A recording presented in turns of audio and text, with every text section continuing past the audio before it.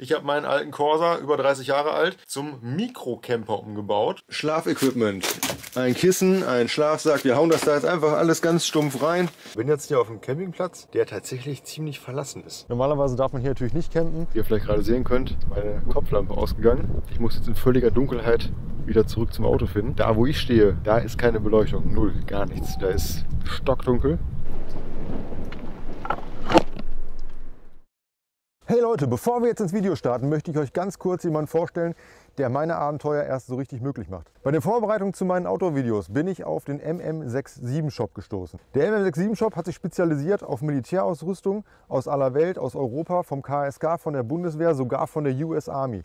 Ich trage gerade Klamotten, die mir der MM67 Shop zur Verfügung gestellt hat. Vielen, vielen Dank nochmal dafür. Das ist hier unter anderem Unterwäsche der KSK aus Merino-Wolle. Hält mega warm, auch bei den Temperaturen. Ihr seht, wir stehen hier gerade im Wald. Es ist mega kalt, um die 0 Grad. Trotzdem braucht dabei niemand Angst vor niedrigen Temperaturen haben, denn diese Sachen halten einen wirklich warm. Der Shop führt gebrauchte Artikel sowie neue Ware, aber auch Campingartikel und Outdoor-Ausrüstung wie zum Beispiel Messer, Werkzeuge oder andere Gegenstände wie eine Feldflasche oder einen Kocher, den ihr unbedingt im Outdoor-Bereich für eure Abenteuer benötigt. Neben meinen Klamotten, die ich jetzt gerade trage, hat mir der Shop übrigens auch diesen Rucksack hier zur Verfügung gestellt, den ich jetzt hier mit in den Wald genommen habe. Mega robust, wirklich von Militär bereits im Einsatz gewesen.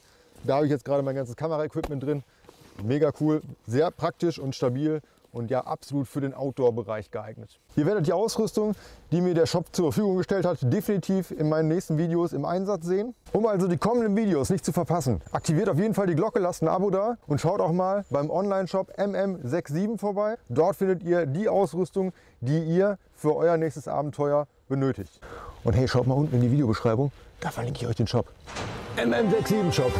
Der Shop für echte Militärausrüstung. Vielen Dank, dass ihr euch diese kurze Werbung angeschaut habt. Ohne Unterstützung geht es leider manchmal nicht. Und jetzt wünsche ich euch weiterhin viel Spaß mit meinem Video. Ja, und damit herzlich willkommen zu einer weiteren Folge vom Palmencamper. Bei dem Scheißwetter da draußen gibt es auch nichts Schöneres, als eine Runde campen zu gehen, oder? Das machen wir jetzt. Ich habe meinen alten Corsa, über 30 Jahre alt, zum Mikrocamper umgebaut. Und wie das jetzt aussieht, das schauen wir uns jetzt mal zusammen an. Der ist allerdings noch nicht ganz fertig. Das war jetzt so eine Kurzschlussaktion tatsächlich von mir wieder. Ja, ich habe eigentlich noch größere Pläne gehabt. Es ist natürlich alles nicht ganz fertig geworden, wie das immer so ist, wenn man unter Zeitdruck steht. Aber egal, wir machen das jetzt einfach. Wir ziehen das jetzt durch, auch wenn nicht alles ganz fertig ist. Das wird schon irgendwie gehen. Wir gucken jetzt erstmal an, zusammen hier, wie das ganze Teil aussieht, was ich da überhaupt gemacht habe mit dem alten Corsa. Ja, ihr könnt das schon sehen, hier liegt einfach so eine große Platte drin. Ich habe den vorderen Sitz umgeklappt, beziehungsweise erstmal ganz nach vorne gedreht, dann kann man den so ein bisschen entriegeln, das ist ja ein Dreitürer hier, und dann kann man den komplett nach vorne umklappen. Und dann habe ich eine ziemlich ebene Liegefläche, wenn ich denn die Sitzbank unten, das Sitzpolster rausnehme und die Rückenlehne ebenfalls nach vorne umklappe. Und dann habe ich hier ungefähr, ich glaube die Platte ist 1,90 Meter lang, also bis vorne hin haben wir über 2 Meter. Das sollte reichen, sodass ich mit meinen 1,90 gut in der Kiste schlafen kann.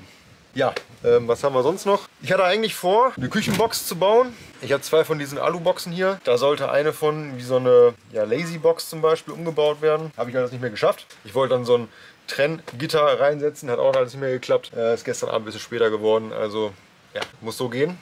Ich würde sagen, wir packen jetzt einfach mal zusammen das Auto hier voll und dann machen wir uns direkt auf den Weg zum Campingspot. Ja, das ist meine Equipmentbox. Da habe ich so allerhand Sachen drin. Auch wenig aufgeräumt, einfach nur alles reingeschmissen. Bisschen Verdunklung hier, da müssen wir noch ein bisschen was basteln. Können wir schon mal zumachen. So, die kommt hier hinten hin.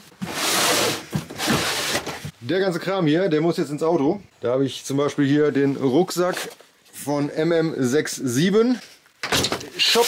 Der kommt mit. Und übrigens auch die Klamotten, die ich hier wieder trage, vom MM67 Shop. Schaut da mal rein. Das Wetter draußen ist nämlich ziemlich beschissen und es wird auch nicht besonders warm. Also die Sachen aus Merino-Wolle vom KSK und hier die Bundeswehr-Sachen, die halten wirklich tiptop warm. Und darauf vertraue ich jetzt einfach mal, dass ich hier nachts nicht erfriere im Auto. Dann haben wir hier noch ein bisschen Schlafequipment. Ein Kissen, ein Schlafsack. Wir hauen das da jetzt einfach alles ganz stumpf rein. Die Isomatte, die selbstaufblasende vom MM67 Shop, die kommt natürlich auch mit. So, und dann habe ich hier noch mein Kameraequipment inklusive Laptop. Da kann ich vielleicht schon mal das ein oder andere Video heute Abend zusammenschneiden, wenn ich dann im Auto liege. Ja, was das hier für ein interessantes Teil ist, das wird sich der ein oder andere wahrscheinlich schon denken können. Aber was das mit der weißen Platte hier oben an der Heckscheibe zu tun hat. Das schauen wir uns später noch im Video an. Das wird noch eine ganz wichtige Rolle in dem Video spielen. Übrigens, die beiden Sachen gehören zusammen. Hier haben wir jetzt die besagte Küchenbox. Daraus sollte eigentlich so ein richtig cooles Teil werden. Wird es wahrscheinlich auch noch. Wenn ihr das sehen wollt, wie ich das baue, dann schreibt es bitte in die Kommentare rein. Dann werde ich das Ganze verfilmen. Ansonsten mache ich es halt einfach so. Schauen wir mal rein, wie es aussieht. Ganz wild. Einfach alles reingeworfen. Ein bisschen Gas, hier Wasser. Das kann ich auch noch auffüllen. Gut, dass wir reinschauen. Ein Kocher, ein paar Töpfe, Brettchen. Ja, ihr seht also, wer campen gehen möchte, der braucht nicht mal unbedingt ein Zelt. Nein, da reicht mir mal auch schon ein PKW aus. Bevor das Wetter jetzt besser wird, starten wir erstmal unser Abenteuer. Bevor wir uns jetzt aber auf den Weg zu unserer Camp-Location machen, müssen wir gerade noch schnell was einkaufen gehen. So ein bisschen was zu essen für heute Abend brauchen wir dann ja doch noch. Vielleicht gibt es irgendwie sowas wie so eine Bohnenpfanne oder ein Chili oder sowas. Ja, Bierchen dürfen wir natürlich auch nicht vergessen. Also schnell einkaufen und dann geht's weiter. Die Einkäufe sind verstaut. Und jetzt geht's auf zur Camp-Location.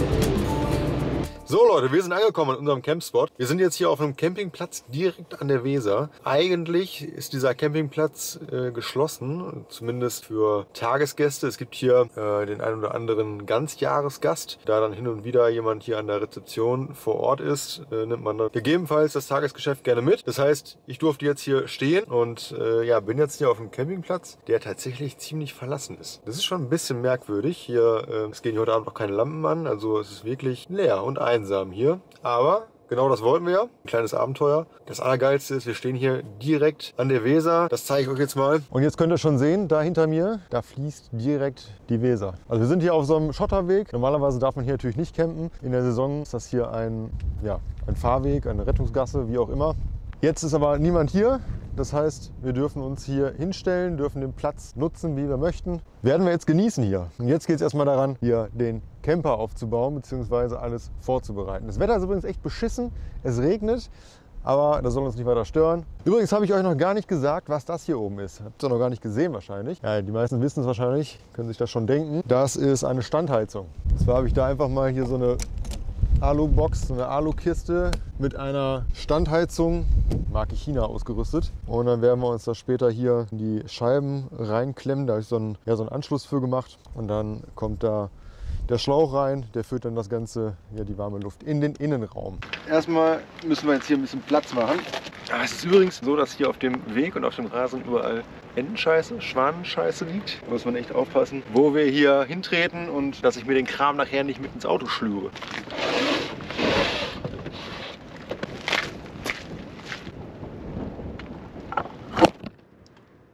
So, das ist für die GoPro-Kamera schon relativ dunkel. Als allererstes kommt jetzt hier die Bundeswehr-Isomatte zum Einsatz. So, die Falt-Isomatte. Ausklappen. Hinlegen. Ich drehe sie einmal um, die ist noch ein bisschen dreckig vom letzten Mal. Hatte ich die draußen auf den Boden gelegt. Da oben drauf diese selbstaufblasende Isomatte. Ja, ist schon ordentlich feucht geworden hier. Da oben drauf kommt jetzt gleich der Schlafsack und mein Kissen. Aber ich überlege gerade, ob wir erstmal die Nummer ein bisschen trocknen lassen.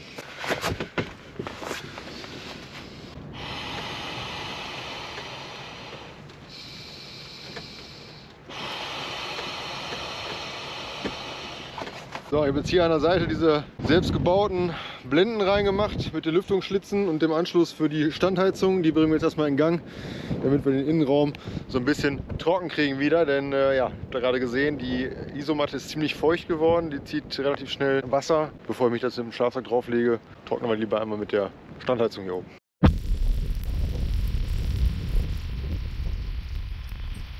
So, die Standheizung läuft. Pustet warme Luft ins Auto. Das heißt, eigentlich brauchen wir uns nur jetzt um die Verdunkelung kümmern und dann können wir schon loslegen. Sind wir fertig eigentlich. Können wir den Abend genießen. Schaut euch mal an, wie das aussieht hinter mir. Wenn so ein Campingplatz komplett leer ist und man eigentlich der Einzige ist, der hier rumläuft. Es sind wohl noch eine Handvoll anderer Leute hier auf dem Platz. Der ist noch nicht ganz klein tatsächlich, aber ja, ich bin der einzige Tagesgast halt. Das ist schon interessant, das ist schon cool. So, wir können ja noch mal einen Blick hier ins Auto reinwerfen. So sieht das Ganze hier aus. Mein kleines, aber feines Bettchen. Ja, der Kleiderschrank auf dem Fahrersitz. Hier unten das Kraftwerk, Küche, Equipment. Ja, und am anderen Ende nochmal die Heizung. neben der Heizung auf dem Dach. Hier oben meine kleine Lampe, kann ich euch auch mal verlinken in der Videobeschreibung. Richtig cooles Teil, macht mega hell. Haben wir auch beim Campen immer dabei.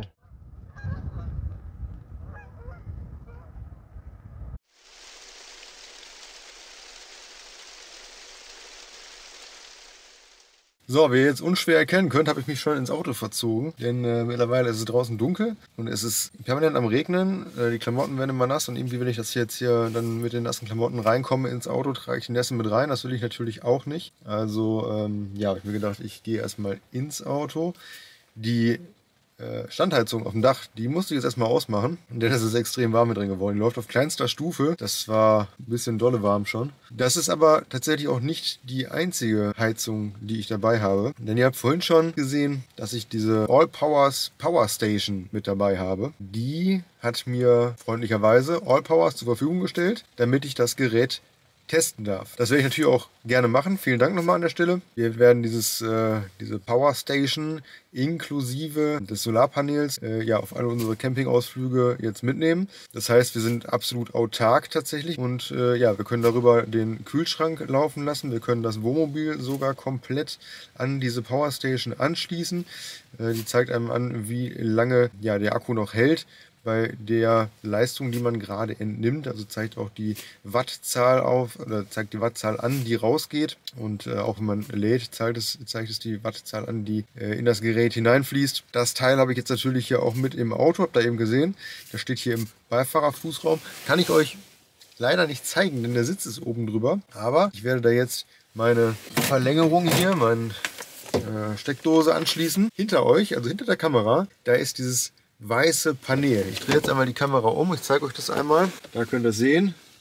Ja, dabei handelt es sich um ein Infrarot-Hitzeschild, eine Infrarottafel, eine Heizung. Die werde ich jetzt an diese Power Station anschließen und dann gucken wir mal, wie lange die durchhält. Ich glaube, dass diese Tafel hat 450 Watt circa. Schauen, wie lange diese Powerbank es aushält, das Auto damit warm zu halten.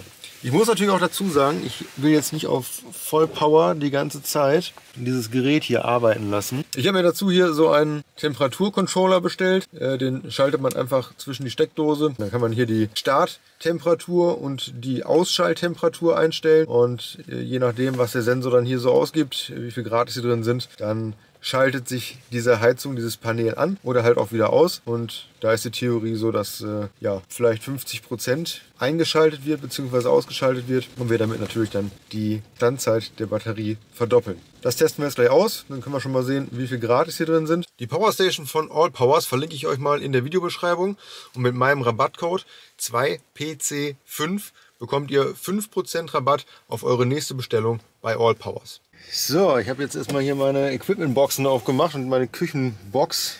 Eigentlich ist das nur einfach ein wildes Sammelsurium. Ja, also ich habe mich dafür entschieden, dass wir heute Abend auf jeden Fall so einen leckeren Bohnentopf, so eine Bohnenpfanne fabrizieren. Da kommt dann schöne Cabanossi mit rein. Bevor wir das jetzt aber machen, muss ich noch weiter meine Verdunklung anbringen. Ihr könnt es vielleicht hier sehen, teilweise ist sie schon dran. Alles schön abgedunkelt. Die Frontscheibe muss ich jetzt noch machen. Und ja, gestern Abend ist es ein bisschen spät geworden. Vielleicht kann ich euch das ganz kurz zeigen, damit ihr auch mal seht, was dann passiert, wenn man nicht mehr so ganz bei der Sache ist.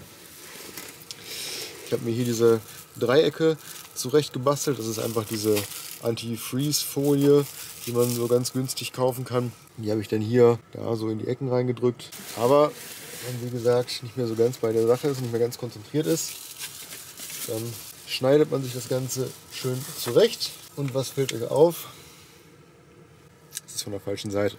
Das Silberne ist innen, sollte eigentlich außen sein, damit es erstmal einheitlich aussieht. Egal, jetzt ist es so, muss ich zu Hause nochmal neu bauen. Erstmal machen wir jetzt die Frontscheibe und dann würde ich sagen, können wir uns auch mal ein Bierchen gönnen. Standheizung läuft gerade wieder, ist ein bisschen kühl geworden, allerdings ist die dann doch ziemlich überdimensioniert. Die hat halt 8 kW, also es wird sofort warm hier drin.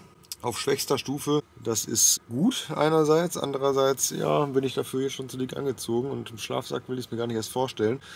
Also ist da vielleicht dann doch wirklich nachher die bessere Variante mit dieser Infrarotheizung zu arbeiten. Wir haben jetzt soweit erstmal alles abgedeckt, schaut euch das mal an hier, wie das Ganze aussieht. Ja gut, das ist natürlich hier mein Fauxpas, da muss ich nochmal dran. ansonsten ja, so ein bisschen Licht wird überall reinkommen. Ist auch nicht so tragisch. Hier hinten ist es auch nicht wirklich dicht. Auf euch. Prost. So, ich habe jetzt gerade noch mal eine kleine Nachtwanderung gemacht hier. Ich bin jetzt hier an dem Waschhaus oder hinter dem Waschhaus. Vielleicht kann man das da jetzt erkennen. Da, wo die vielen Lichter sind, da ist ein Hallenbad oder ein Schwimmbad.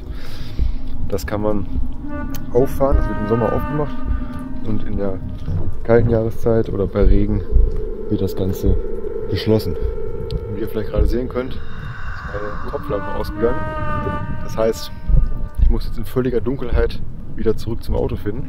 Denn da, wo ich stehe, unten an der Weser, da ist keine Beleuchtung, null, gar nichts. Da ist stockdunkel. Da gehen wir jetzt wieder hin zurück.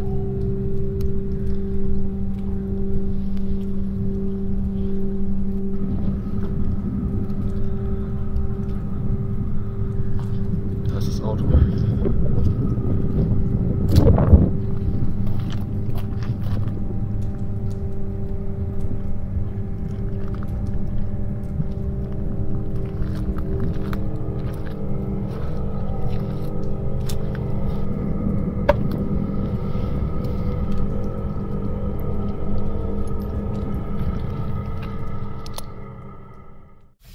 Ja, erstmal Schuhe ausziehen, reinholen, sonst sind die morgen komplett durchnässt. Schuhe kommen in den Fußraum, und drüber. Was war das? Eine Lampe.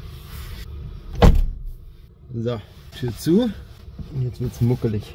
Ja Leute, ich kann euch sagen, in so einem kleinen Camper, in so einem Mikrocamper, da wird man schon gelenkig wieder notgedrungen. Küche ist jetzt hier so halbwegs aufgebaut. So, das ist die leckere Cabanossi. In kleine Scheiben schneiden. Die Wurst in den Topf.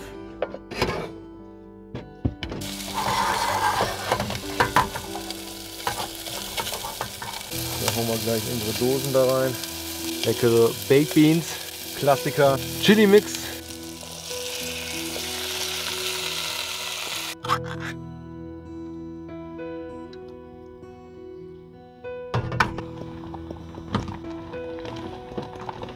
Lassen wir nochmal aufkochen und dann werden wir gleich fertig zum Essen. Guten Hunger auf euch. Richtig gut. Eine leichte Schärfe mit der Wurst da drin. Hervorragend. Nochmal schnell hier den Topf abgewaschen, ein bisschen sauber gemacht. Brauche ich das morgen früh nicht machen. Und jetzt geht es daran, das Nachtlager vorzubereiten. So Leute, das Nachtlager ist vorbereitet. Draußen sind es aktuell 3 bis 4 Grad. Hier drin sind wir jetzt bei 12,6. Ich habe jetzt gerade die Heizung gestartet, die Elektroheizung hier, das Infrarotschild. Schaut jetzt mal auf die Uhr. 22:15 Uhr. Der Akku der Powerstation ist zu 98% gefüllt. Ja, und jetzt bin ich mal gespannt, was das Schild so bringt. Es wird auf jeden Fall schon warm. Ja, jetzt bereite ich mich auf die Nacht vor und ich sage jetzt an der Stelle schon mal bis morgen, gute Nacht.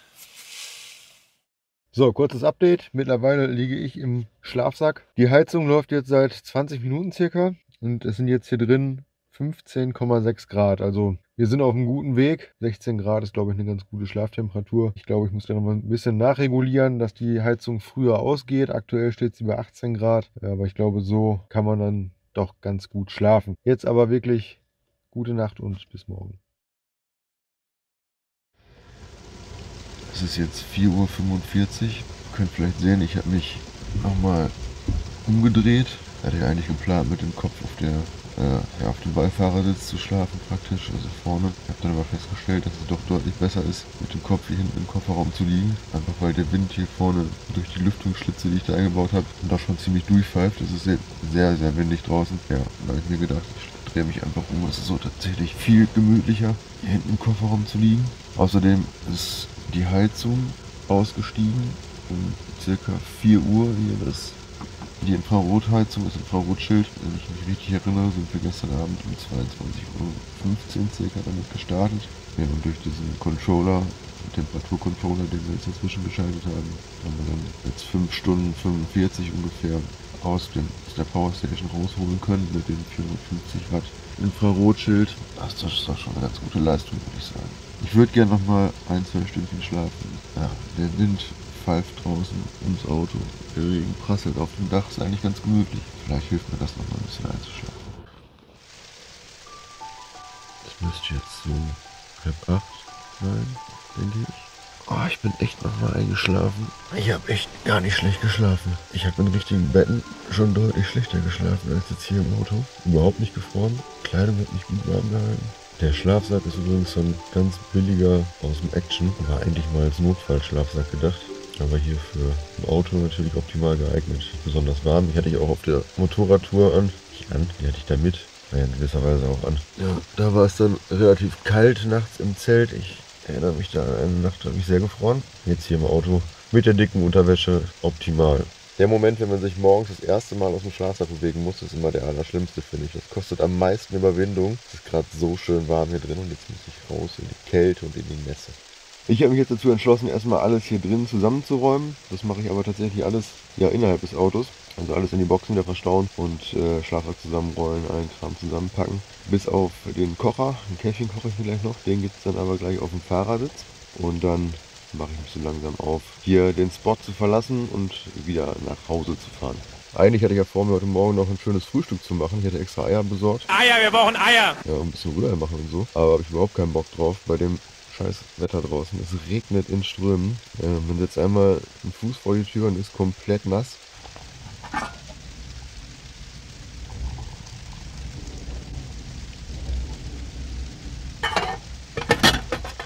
Manchmal tut es auch ein Messer zum Umrühren. Also man muss sagen, es ist natürlich alles beengt in so einem kleinen Mini-Mikro-Camper. Aber es funktioniert tatsächlich. Ich würde jetzt nicht unbedingt eine Woche so verreisen wollen, aber für 1 oder 2 Nächte ist das absolut okay.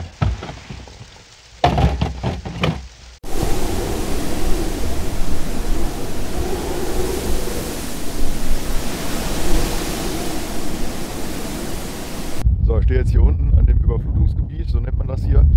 Das ist der Teil direkt unten an der Weser.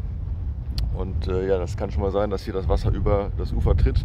Wir sehen, wie hoch das Wasser jetzt hier gerade steht. Darum darf man hier nicht campen. Ich würde hier aber auf dieser Wiese auch nie wieder rauskommen, wenn ich hier reinfahren würde. Darum war das schon ganz gut so, dass wir oben auf dem Weg stehen geblieben sind.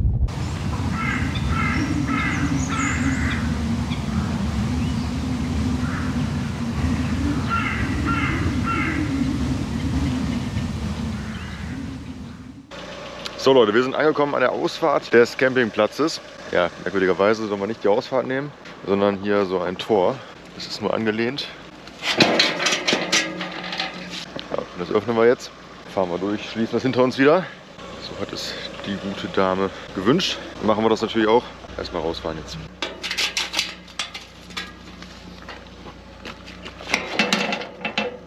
So Leute, wir sind jetzt am Ende dieses Videos angekommen. Ich hoffe, ihr hattet Spaß. Wenn euch das Video gefallen hat, dann zeigt mir das auf jeden Fall mit einem Daumen nach oben und lasst ein Abo da. Ganz viele liebe Kommentare, finde ich auch immer super. Wenn ihr mehr von solchen Videos sehen wollt, mit Abenteuer, Adventure, Kurztrips, Roadtrips, wie auch immer, dann schreibt das bitte in die Kommentare rein. Dann wird es davon in Zukunft definitiv mehr geben. Ja, vergesst nicht, beim MM67 Shop mal vorbeizuschauen für Outdoor-Kleidung und Militärausrüstung. Und wer so eine Power Station benötigt, der schaut am besten auch mal in die Videobeschreibung, nutzt meinen Link und gibt den Code 2PC5 ein. Damit bekommt ihr 5% Rabatt bei eurer nächsten Bestellung. Ich sage jetzt vielen herzlichen Dank für eure Aufmerksamkeit und bis zum nächsten Mal beim Palmencamper.